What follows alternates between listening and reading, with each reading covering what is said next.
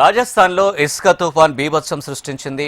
చురు, Shri Ganganagar, Bikaner, seeker తదితర ప్రాంతాల్లో మధ్యాహ్నం భీకర గాలులు వణికించాయి.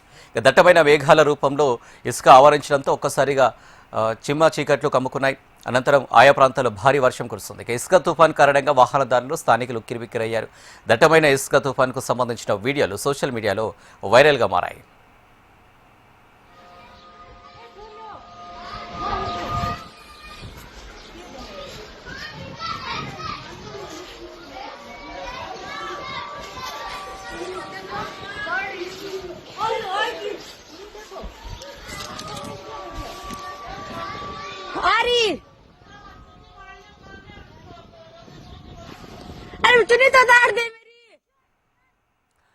అంతకుముందు జైపూర్లోనూ శుక్రవారం ఇదే విధమైన వాతావరణం కనిపించింది. ఇసుక తుఫాన్తో పాటు భీకర గాలులు వీచాయి. ధోల్పూర్ జిల్లాలో అత్యధికంగా 5.8 సెంటీమీటర్ల వర్షపాతం నమోదైంది.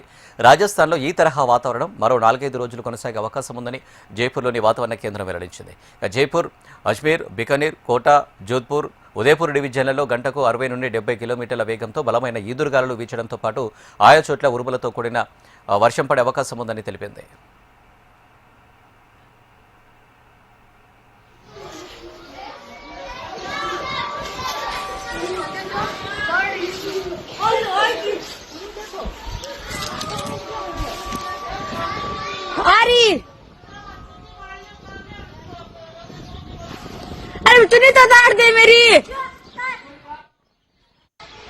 ये तूफान